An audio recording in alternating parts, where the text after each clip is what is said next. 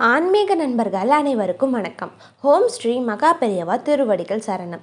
நாம் இன்னைக்கு இந்த வீடியோவில் என்ன பார்க்க போகிறோம் அப்படின்னா, கனவுல சிவபெருமான் வந்தால் அதற்கான காரணம் என்ன, அதனால் நமக்கு கிடைக்க போகும் பலன் என்னென்ன, இதை தெரிஞ்சுக்கிறதுக்கு முன்னாடி இது வரைக்கும் நம்ம சேனலை சப்ஸ்கிரைப் பண்ணாதவங்க சப்ஸ்கிரைப் பண்ணிக்கோங்க.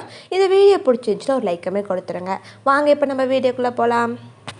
பொதுவாக நம்ம அனைவரும் தூங்கும் பொழுது நமக்கு கனவு வரும். அந்த கனவுகள் ஒரு சில நேரம் நமக்கு ஞாபகத்தில் இருக்கும், ஒரு சில நேரம் நாம் மறந்து விடுவோம். அதில் சில கனவுகள் நமக்கு மிகவும் பிடித்ததாக இருக்கும், சில கனவுகள் நமக்கு பயத்தை ஏற்படுத்தி தூக்கத்தையும் கெடுக்கும். நாமும் இந்த கனவுக்கு அர்த்தம் என்ன அப்படின்னு பல முறை யோசிச்சிருப்போம். அந்த வகையில் நாம் காணும் ஒவ்வொரு கனவிற்கும் ஒவ்வொரு அர்த்தம் உண்டு அப்படின்னு பெரியவங்க சொல்கிறாங்க. பொதுவாக கனவு அப்படிங்கிறது இறந்த காலம் மற்றும் எதிர்காலத்தில் நடக்க போகிறத பற்றி நமக்கு வரும் அப்படிங்கிறது நிபுணர்கள் சொல்கிறது. அந்த வகையில் நம்ம கனவுல சிவபெருமான் வந்தால் அதற்கு அர்த்தம் என்ன அப்படிங்கிறத இந்த பதிவில் நம்ம பார்க்க போகிறோம். நம்ம கனவுல சிவபெருமானின் சூலாயுதம் கண்டா அது மிகவும் மங்களகரமானதாக கருதப்படுது. நமக்கு பிற்காலத்தில் வரப்போகின்ற பிரச்சனைகள் கஷ்டங்கள் அப்படின்னு எல்லாத்தையுமே நீங்கிவிடும் என்பதை நமக்கு உணர்த்துவதற்காக சிவபெருமானின் திருசூலம் நம்ம கனவுல வருது அப்படின்னு சொல்லப்படுது. நம்மளுடைய கனவுல சிவலிங்கம் பார்க்கறது மிகவும் நல்லது.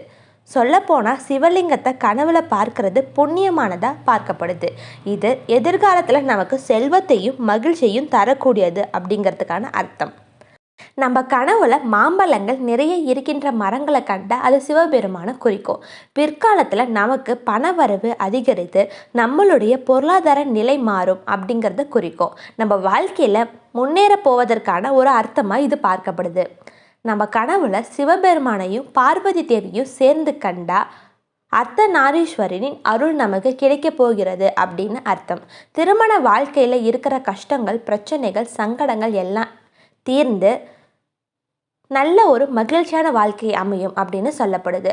பார்வதி தேவியாருக்கு நீர் அபிஷேகம் செய்வது இன்னும் நல்ல பலனை உங்களுக்கு கொடுக்கும். பிறகு சிவபெருமான் கோவிலுக்கு சென்று தேன் வச்சு அபிஷேகம் செஞ்சு வந்தால் அது திருமண வாழ்க்கைக்கு மிகவும் நல்லது அப்படின்னு சொல்லப்படுது. எல்லா பிரச்சனைக்குமே ஒரு தீர்வு இருக்கும். எளிமையான தீர்வுகளையும் பரிகாரங்களையும் தொடர்ந்து தெரிஞ்சுக்க நம்மளோட சேனலை சப்ஸ்கிரைப் பண்ணிக்கோங்க. வேறொரு பதிவில் நம்ம சந்திக்கலாம். அனைவருக்கும் நன்றி. ஹரஹர சங்கர ஜெய ஜெய சங்கர. ஹரஹர சங்கர ஜெய ஜெய சங்கர.